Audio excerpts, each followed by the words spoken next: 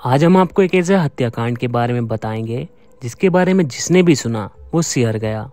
इस कांड को सुनने के बाद लोगों में ऐसी भावना पैदा हो गई थी कि लोगों ने लगभग तंदूर का खाना ही छोड़ दिया था और तंदूरी खाना लगभग बंद ही हो गया था। किसी भी रेस्टोरेंट में घुसने से पहले लोग चेक किया करते थे कि यहाँ तंदूर का इस्तेमाल तो नहीं होता, और अगर किसी को भनक भी लग जाती तो उस रेस्टोरेंट को छोड़कर चले जाते थे। आज की कहानी भी इस तंदूर से जुड़े तंदूर हत्याकांड की है। कहानी शुरू करने से पहले अगर आप हमारे चैनल पर पहली बार आए हैं तो इसको जरूर सब्सक्राइब करें। 2 जुलाई 1995 की रात लगभग 11:30 बजे जनपद रोड कैनॉट प्लेस के एक होटल अशोक यात्री निवास के बगिया रेस्टोरेंट से आग की कुछ लपटें ऊपर उठती दिखाई देती हैं। जब ये आग की लपटें बगिया रेस्टोरेंट से ऊपर उठती हुई दिखाई देती हैं तो वहां अनारो देवी नाम की एक औरत जो सब्जी बेचा करती थी वो चिल्लाती है। वो बोलती है, आग लग गई, आग लग गई। उसकी आवाज सुनकर आसपास के लोग इकट्ठा हो जाते हैं और ये शोर शराबा सुनकर जनपद एरिया में गश्त कर रहे कांस्टेबल अब्दुल नजीर और होमगार्ड चंद्रपाल भी वहां पहुंच जाते हैं। जब ये वहां पहुंचकर देखते हैं तो सच में वहां आग की लपटें काफी ऊपर तक जा रही थी। तो अब्दुल नजीर अंदर झांकने की कोशिश करता है तो उसको बगिया रेस्टोरेंट के अंदर 2 लोग दिखाई देते हैं। फिर वो होमगार्ड चंद्रपाल को बाहर ही रहने को बोलता है और खुद अंदर जाकर देखता है तो फिर उसको गेट पर ही बगिया रेस्टोरेंट का मैनेजर केशव कुमार मिल जाता है। फिर वो उससे पूछता है कि तुम अंदर तंदूर में क्या जला रहे हो, आग बुझाने के बजाय उसे भड़का क्यों रहे हो। तो वो बोलता है कि हम यूथ कांग्रेस के कुछ पुराने पोस्टर और बैनर जला रहे हैं। पर उसे यकीन नहीं होता और वो पास जाकर उसे देखने की कोशिश करता है तो केशव उसे रोक देता है और कहता है कि वो पोस्टर ही जला रहे हैं और थोड़ी देर बाद बंद कर देंगे।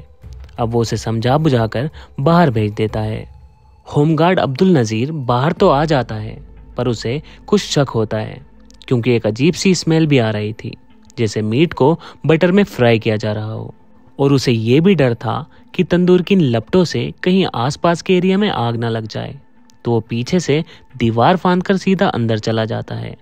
तो केशव उसे फिर मिल जाता है और उसे रोकने की कोशिश करता है, मगर केशव का उसे बार बार रोकना और केशव की घबराहट देखकर उसका शक और बढ़ जाता है और वो उस तंदूर के पास पहुंच जाता है जहां ये आग जलाई जा रही थी। जैसे ही होमगार्ड अब्दुल नजीर उस तंदूर के पास पहुंचता है तो उसकी आंखें फटी की फटी रह जाती हैं, और इसकी जो वजह थी उसके पीछे की कहानी मैं आगे सुनाता हूँ।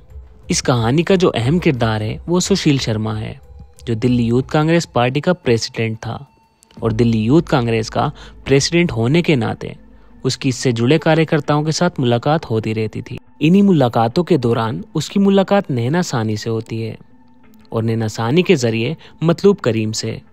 नैना साहनी और मतलूब करीम दोनों दिल्ली यूथ कांग्रेस से जुड़े थे और दोनों ही काफी पुराने दोस्त थे और कॉलेज में भी साथ में ही पढ़ा करते थे। जब दिल्ली यूथ का प्रेसिडेंट नैना साहनी से मिलता है तो उनका अपना दिल दे बैठता है। उसके बाद दोनों के दरमियान मुलाकातों का सिलसिला बढ़ता है और फिर धीरे धीरे प्यार भी हो जाता है और फिर दोनों मंदिर में जाकर शादी कर लेते हैं और गोल मार्केट एरिया में एक सरकारी फ्लैट में पति पत्नी के तौर पर रहने लगते हैं। पर सुशील शर्मा इस रिश्ते को कभी समाज के सामने उजागर नहीं करता, जिसकी वजह से शादी के कुछ वक्त बाद दोनों में लड़ाई झगड़े होने लगे। नैना साहनी इस रिश्ते को दुनिया के सामने लाना चाहती थी पर सुशील शर्मा ऐसा नहीं चाहता था। वो हमेशा उसे बहलाता फुसलाता या फिर उसके साथ मारपीट करता, पर नैना ये सब सुन सुनकर थक चुकी थी। इन्हीं सब बातों से परेशान होकर वो अपने पुराने दोस्त मतलूब करीम से बातें किया करती थी। पर सुशील शर्मा को नैना साहनी का मतलूब करीम से बातें करना पसंद नहीं था। उसके मन में इन दोनों के रिश्ते को लेकर एक शक बैठ गया था और वो नैना साहनी को हमेशा मतलूब करीम से बात करने के लिए मना करता था। पर नैना साहनी नहीं मानती और वो उससे बातें करना चालू रखती है, जिसकी वजह से अब सुशील शर्मा और नैना के बीच झगड़े होने लगे। नैना अपने पति से इतना दुखी हो गई कि वो उसे हमेशा के लिए छोड़कर ऑस्ट्रेलिया जाने का प्लान बना चुकी थी, जिसके बारे में वो अक्सर अपने दोस्त मतलूब करीम से बातें किया करती थी। उसी की मदद से ऑस्ट्रेलिया जाने का प्लान बना रही थी। 2 जुलाई 1995 की शाम लगभग 7:30 बजे सुशील शर्मा हमेशा की तरह अपने घर पहुंचता है। जब वो घर पहुंचता है तो देखता है कि नैना सानी घर पर लैंडलाइन फोन से किसी से बात कर रही है और उसे देखते ही वो फोन रख देती है।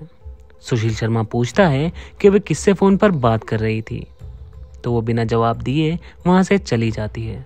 इस पर सुशील को बहुत गुस्सा आता है, तो वो उस लैंडलाइन का रिसीवर उठाकर उस नंबर को रीडायल करता है जिस पर कि नैना सानी बात कर रही थी।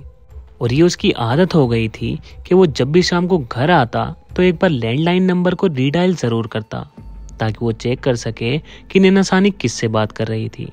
तो उस दिन जब सुशील ने वो नंबर रीडायल किया तो दूसरी ओर से नैना सानी के पुराने दोस्त मतलूब करीम ने उठाया। मतलूब हेलो हेलो बोलता रहा, पर सुशील की आवाज सुनकर कुछ नहीं बोला। और क्योंकि सुशील भी मतलूब करीम को पहले से जानता था, तो वो उसकी आवाज पहचान जाता है और फोन रख देता है। अब उसका गुस्सा और बढ़ गया और वो सीधा नैना के पास पहुंच जाता है और उससे पूछता है कि मेरे इतना मना करने के बावजूद भी तुम उससे क्यों बात करती हो। तो नैना ने बोला कि तुम्हें इससे कोई मतलब नहीं होना चाहिए। इस एक जवाब ने सुशील का गुस्सा इतना बढ़ा दिया कि उसने अपना लाइसेंसी रिवॉल्वर निकाला और एक के बाद एक 3 गोलियां नैना पर चला दी, जिनसे एक गोली नैना की गर्दन पर लगती है, एक गोली उसके सर पर लगती है और एक गोली मिस हो जाती है। और वहां 2 गोलियां लगने के बाद मौके पर ही नैना की मौत हो जाती है। उसकी मौत के थोड़ी देर बाद जब सुशील शर्मा का गुस्सा शांत हो जाता है तब उसे लगता है कि ये मैंने क्या कर दिया, क्योंकि जो कुछ भी हुआ वो अचानक गुस्से में हुआ और ये कोई पहले से प्लान किया गया मर्डर नहीं था। इसलिए वो घबरा जाता है और उसे एहसास होता है कि उससे बहुत बड़ी गलती हो गई है। इसके बाद वो लाश को एक बड़ी काली पॉलीथीन में डालता है और उसे बेडशीट में लपेट देता है और फिर घर से सारे खून के निशानों को साफ करता है। ये सब करते करते रात के करीब 9 बज चुके थे। उसके बाद वो बॉडी को घसीटकर बाहर लाता है और अपनी कार की डिग्गी में नैना की लाश को रख देता है और तेजी से कार में बैठकर वहां से निकल जाता है। अब उसे समझ नहीं आ रहा था कि वो क्या करे। वो बस चाहता था कि किसी तरह से लाश को ठिकाने लगाया जाए, क्योंकि अगर लाश मिल गई तो उसका राज खुल जाएगा। और यही सोचते सोचते वो अपनी कार को पूरे कैनॉट प्लेस में दौड़ा रहा था। थोड़ी देर बाद वो अचानक से अपनी गाड़ी का मुंह ITO ब्रिज की तरफ मोड़ देता है और वहां पहुंच जाता है, जो कि यमुना पार करने के लिए बना है। अब सुशील अपनी गाड़ी को उस ब्रिज पर इधर उधर दौड़ाने लगा और ऐसा करते करते रात के करीब 9:45 बज गए। दरअसल उसका मकसद ये था कि रात के वक्त लोगों की नजरों से छुपाकर नैना सानी की लाश को यमुना में फेंक दिया जाए। पर उस दिन ब्रिज पर काफी ट्रैफिक था और इस ट्रैफिक के कम होने के इंतजार में काफी वक्त गुजर जाता है, पर उसको लाश ठिकाने लगाने का मौका नहीं मिलता। अब वो अपना इरादा बदल देता है और गाड़ी को मोड़कर सीधा कैनॉट प्लेस के बगिया रेस्टोरेंट में पहुंच जाता है। वहां रात के करीब 10 बजे पहुंचता है और तब तक लोग वहां खाना वगैरह खा रहे थे। उसके बाद वो अपनी गाड़ी पार्किंग में लगाता है और बगिया रेस्टोरेंट के मैनेजर केशव कुमार के पास पहुंचता है। दरअसल वो रेस्टोरेंट सुशील शर्मा का ही था, जिसकी सारी जिम्मेदारी उसने अपने मैनेजर केशव को दे रखी थी और केशव उसका काफी पुराना जानने वाला था। केशव के पास पहुंचकर वो बोलता है कि रेस्टोरेंट को बंद करो, सबको बोल दो कि खाना खत्म हो गया है। सुशील की बात सुनकर पहले तो केशव चौंक जाता है, क्योंकि लोग अभी भी खाना खा रहे थे और रेस्टोरेंट करीब रात के 12 बजे तक खुलता था। पर वो सुशील की बात को टाल भी नहीं सकता था, इसलिए जितने भी लोग खाना खा रहे थे उनके अलावा सबको मना कर दिया जाता है और बोल दिया जाता है कि खाना खत्म हो गया है। फिर जब सब लोग चले गए तो सुशील ने केशव से कहा कि जितने भी वर्कर्स हैं उन्हें भी घर भेज दो। इसके बाद केशव ने उन सबको भी खाने के पैसे देकर घर भेज दिया और फिर सुशील ने पूरे रेस्टोरेंट की लाइटें बंद करवा दी। अब उस पूरे बगिया रेस्टोरेंट में सिर्फ 2 ही लोग बचे थे, एक सुशील शर्मा और दूसरा मैनेजर केशव कुमार। फिर जब केशव ने इन सब का कारण पूछा तो सुशील ने पूरी कहानी सुनाई और बोला कि मुझे किसी भी तरह इस लाश को ठिकाने लगाना है। पहले तो केशव उसकी बात सुनकर घबरा जाता है, फिर वो पूछता है कि लाश को ठिकाने कैसे लगाएंगे। उस वक्त पूरे रेस्टोरेंट में हर चीज बंद थी, बस एक तंदूर ही जल रहा था और सुशील शर्मा कहता है कि इस लाश को इसी तंदूर में जलाना है ताकि इसका कोई नामो निशान ना बचे। ये बात सुनकर केशव घबरा जाता है, पर क्योंकि वो उसका पुराना साथी और राजदार था तो इसलिए वो इस जुर्म में उसका साथ देने के लिए तैयार हो जाता है। इसके बाद दोनों मिलकर नैना की लाश को गाड़ी से बाहर निकालते हैं और उसके बाद बेडशीट और पॉलीथीन को हटाकर उसकी बॉडी को जलते हुए तंदूर में डाल देते हैं। पर लाश सही से तंदूर में नहीं जा रही थी, तो उसको तोड़ मरोड़ कर तंदूर में घुसा देते हैं और फिर ऊपर से लकड़ी वगैरह डाल देते हैं। थोड़ी देर बाद सुशील शर्मा देखता है कि लाश जो है वो धीरे धीरे जल रही है, पर वो चाहता था कि लाश जितनी जल्दी हो उतनी जल्दी जल जाए। तो केशव से उस रेस्टोरेंट में पड़े यूथ कांग्रेस के बैनर और पोस्टर मंगाता है, जिसे वो अपनी रैलियों में इस्तेमाल करता था। इसके बाद वो उन बैनरों और पोस्टर्स को उस तंदूर में ठूस देता है। इसके बाद आग तेज तो होती है, मगर वो चाहता था कि आग और तेज जले। इसके बाद वो तंदूर के पास पड़े मक्खन को लाश के ऊपर डाल देता है, और जैसे ही वो उस मक्खन को डालता है तो आग तेजी से बढ़ती है। फिर सुशील वहाँ जितना भी मक्खन था उसको वो एक साथ तंदूर में लाश के ऊपर डाल देता है, जिसके बाद आग बहुत तेजी से ऊपर उठती है और बॉडी तेजी के साथ जलने लगती है। और ये आग इतनी ऊपर चली गई कि वो रेस्टोरेंट के बाहर से भी दिखने लगती है, और यही उसकी सबसे बड़ी गलती होती है, क्योंकि उस लाश के बटर में जलने की महक और उस आग ने सबका ध्यान अपनी ओर खींचा। और फिर अनारो देवी ने उसको देखा, और फिर कांस्टेबल अब्दुल नजीर तंदूर में जल रही लाश को देखकर चौंक जाता है और भागकर बाहर आता है और वायरलेस से पुलिस को मैसेज देता है और फायर ब्रिगेड को भी कॉल कर देता है। तो अगर कांस्टेबल अब्दुल नजीर उस वक्त जबरदस्ती अंदर नहीं जाता तो शायद ये राज कभी बाहर नहीं आता। और इस केस में जिस तरह अब्दुल नजीर ने बहादुरी दिखाई, वो इस केस को सॉल्व करने में बहुत अहम साबित हुई। फिर जब वहाँ की पुलिस फोर्स के साथ वहाँ पहुँचती है तो सुशील को लगा कि वो अब पकड़ा जाएगा, तो वो तुरंत पीछे से फरार हो जाता है। अब किसी तरह तंदूर की आग को बुझाया जाता है और फिर तंदूर से नीना साहनी की अर्धजली लाश को बाहर निकाला जाता है और बगैर रेस्टोरेंट के मैनेजर केशव को पुलिस गिरफ्तार कर लेती है। लाश लगभग आधी जल चुकी थी, उसकी आंतें भी बाहर आ चुकी थी और उसे पहचान पाना बहुत मुश्किल था। अब रात के करीब 11 बजे सारी पुलिस और बड़े अधिकारी वहां पहुंच चुके थे। उसके बाद उसी वक्त उस एरिया के जॉइंट सीपी मैक्सवेल परेरा को इसकी खबर दी जाती है और वो भी वहां पहुंच जाते हैं। इसके बाद लाश को पोस्टमार्टम के लिए भेज दिया जाता है। फिर पुलिस केशव कुमार से पूछताछ शुरू करती है, पर वो पुलिस को कुछ भी नहीं बताता और इधर उधर की बातों में घुमाता रहता है। और अभी तक पुलिस को सुशील शर्मा के बारे में कुछ भी नहीं पता था। अगले दिन जब पोस्टमार्टम रिपोर्ट आई तो पता चला ये एक महिला की लाश है और मौत का कारण जलने को बताया गया। पर ये लाश किसकी है, ये अभी तक एक पहेली ही थी। और दूसरी तरफ केशव अपना मुंह नहीं खोल रहा था। तो पुलिस के लिए सबसे बड़ी परेशानी मरने वाले की पहचान करना था। उसके बाद जब ये खबर मीडिया में आई तो तहलका मच गया। जिसने भी ये खबर सुनी वो अंदर तक कांप गया कि एक लाश को तंदूर में जलाया गया। उधर सुशील शर्मा उस रात बगिया रेस्टोरेंट से निकलने के बाद वो गुजरात कैडेट के एक ऑफिसर के साथ दिल्ली के गुजरात भवन में रात गुजारता है और फिर वो अगले दिन जयपुर निकल जाता है। फिर जयपुर से फ्लाइट लेकर मुंबई जाता है और फिर वहां से मद्रास पहुंच जाता है। इधर जब ये खबर अखबार में छपी तो नैना सैनी के दोस्त मतलूब करीब ने भी इस खबर को पढ़ा और उसको शक हुआ तो वो सीधा पुलिस स्टेशन पहुंचा और वहां से लाश घर पहुंचकर उसने लाश की शिनाख्त की और एक अंगूठी को देखकर बताया कि ये लाश नैना साहनी की है और ये शक भी जताया कि इसका मर्डर इसके पति और दिल्ली यूथ कांग्रेस के प्रेसिडेंट सुशील शर्मा ने किया है, क्योंकि दोनों के बीच रिश्ते अच्छे नहीं थे। अब पहली बार इस केस में पुलिस के पास दो नाम थे, एक मरने वाले का और दूसरा मारने वाले का। इसके बाद उसके पति सुशील शर्मा को ढूंढा गया तो पता चला कि वो 2 जुलाई की रात से गायब है। अब पुलिस का शक और गहरा जाता है। उसके बाद हर जगह उसको ढूंढा जाने लगा। 2 दिन बाद ये खबर पूरे देश में फैल गई और हर अखबार की हेडलाइन बन गई। और जिस तरह से तंदूर में अपनी बीवी की लाश को जलाने की बात सामने आई तो लोगों में गुस्सा फैल गया, जिससे वो सड़कों पर आ गए और विरोध प्रदर्शन करने लगे। अब पुलिस के ऊपर काफी प्रेशर बढ़ गया। अब दिल्ली पुलिस सुशील शर्मा की खोज में मंदिर मार्ग के उसके फ्लैट नंबर 8/2 में पहुंच जाती है, जहां सुशील शर्मा अपनी बीवी नैना साहनी के साथ रहता था। पुलिस को वहां कुछ खून के निशान और खाली बुलेट के शेल्स बरामद होते हैं और अब ये अलग थ्योरी बनने लगी।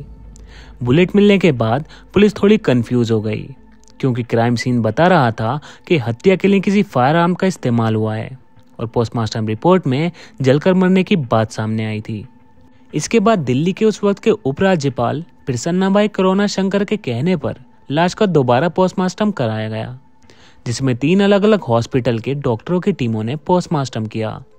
तब जाकर बॉडी में गोलियों के 2 निशान पाए गए और पता चला कि जलने से पहले नैना साहनी की मौत गोली लगने से हो चुकी थी। अब पुलिस को यह पता चल चुका था कि जिसको इस फ्लैट में मारा गया बाद में उसको ही तंदूर में जलाया गया था, मगर पुलिस ये पक्का करना चाहती थी कि लाश नैना साहनी की ही है, क्योंकि मतलूब करीम ने सिर्फ एक अंगूठी देखकर ही लाश की शिनाख्त की थी और लाश का चेहरा पहचानना मुश्किल था। तो नैना साहनी के घर वालों को लाश की शिनाख्त करने के लिए बुलाया जाता है, पर बॉडी की ऐसी हालत थी कि उन्होंने इसे पहचानने से इनकार कर दिया। इसके बाद देश में पहली बार स्कल टेक्निक और डीएनए टेस्ट का इस्तेमाल किया गया। हैदराबाद से एक टीम बुलाई गई और फिर लाश और नैना साहनी के घर वालों का डीएनए सैंपल लिया गया और उसके बाद रिपोर्ट में दोनों सैंपल मैच हो गए और स्कल टेक्निक में भी काफ़ी हद तक नैना साहनी का चेहरा सामने आया।